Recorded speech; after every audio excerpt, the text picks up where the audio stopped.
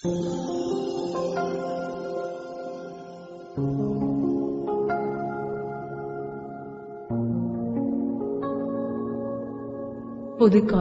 33ஆம் வாரம் வெள்ளிக்கிழமை.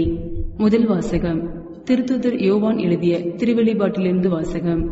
அதிகாரம் 10, இறை வார்த்தைகள் 8 முதல் 11 முடிய.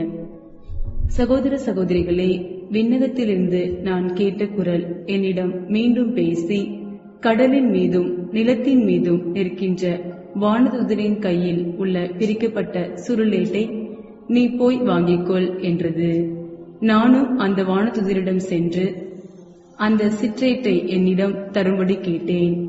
அவரோ, இதை எடுத்து தின்றுவிடு, இது உன் வயிற்றில் கசக்கும், ஆனால் வாயில் தேனை போல் இனிக்கும் என்று என்னிடம் சொன்னார்.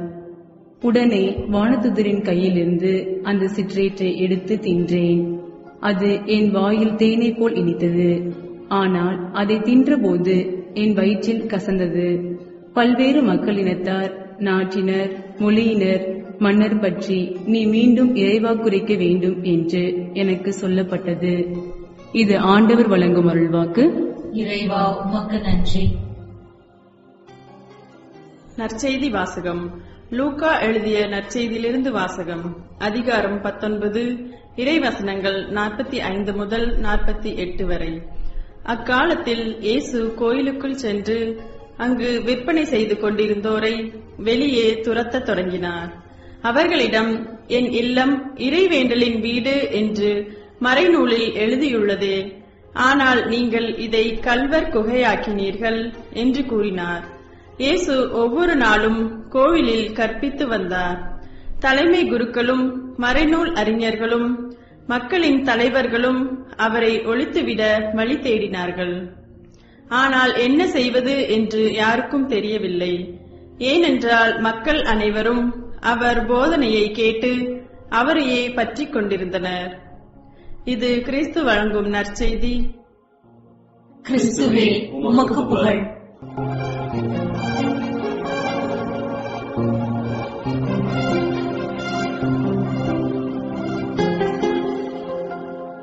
சிந்திப்போம். பிரியமானவர்களே, இன்றைய முதல் வாசகத்தில் வானதூதரின் கையில் இருந்த சுருளேட்டை யோவான் வாங்கி அதை உண்டபோது அது வாயில் தேனை போல இணைத்ததாகவும் வயிற்றில் கசப்பாக இருந்ததாகவும் வாசிக்கின்றோம். சுருளேடு இறைவார்த்தைக்கு அடையாளமாக இருக்கிறது. எனவேதான் யோவான் சுருளேட்டை உண்டவுடன் இறைவாக்குரைக்க வேண்டும் என்ற செய்தி அவருக்கு தரப்பட்டது. இனிப்பும் கசப்பும் இறைவார்த்தையின் இரு பரிமாணங்களை நமக்கு சுட்டிக்காட்டுகின்றன.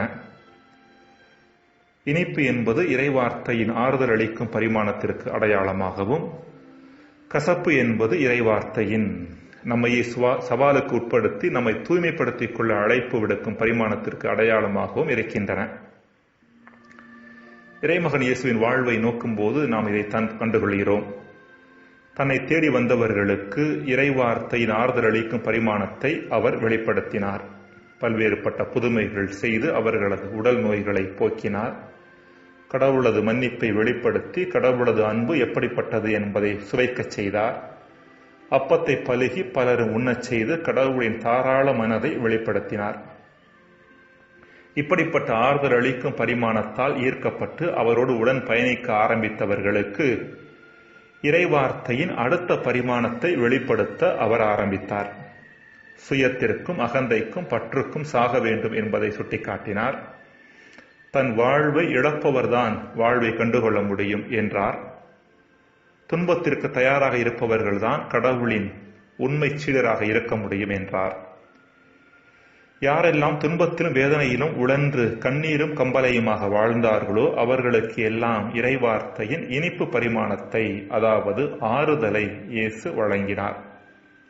யாரெல்லாம் அகந்தையிலும் ஆணவத்திலும் சிக்கி தங்களுக்கும் பிறருக்கும் பிரச்சனையாக இருந்தார்களோ அவர்களுக்கு எல்லாம் இறைவார்த்தையின் கசப்பு பரிமாணத்தை, அதாவது தங்களையே தூய்மையாக்கிக் கொள்வதற்கான அழைப்பை வழங்கினார். இதைத்தான் இன்றைய நற்செய்தியில் நாம் வாசிக்கிறோம்.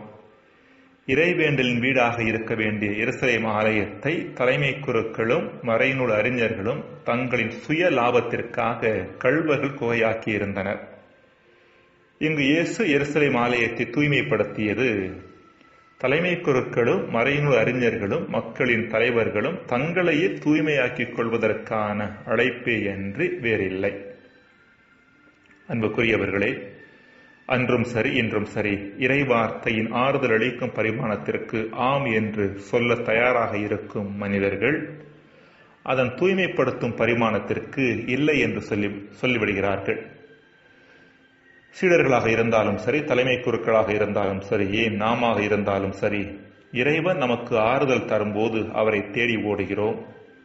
அதே இறைவன் நம்மை கேள்விக்குட்படுத்தி தூய்மைப்படுத்துவதற்கான அழைப்பை நமக்கு முன்பாக வைக்கின்ற பொழுது நாம் புறமுதுகு காட்ட தயங்குவதில்லை.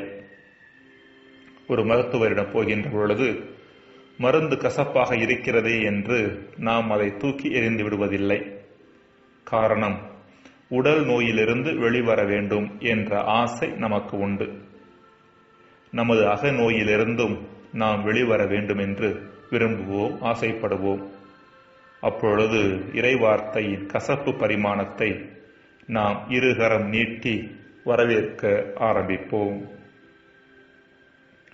ஜெபம். இறைவா, உம் இறைவார்த்தை எம்மை தூய்மைப்படுத்த, எம்மை முழு மனிதர்களாக்க, அதை அனுமதிக்க எமக்கு வரம் தாரும். ஆமென்.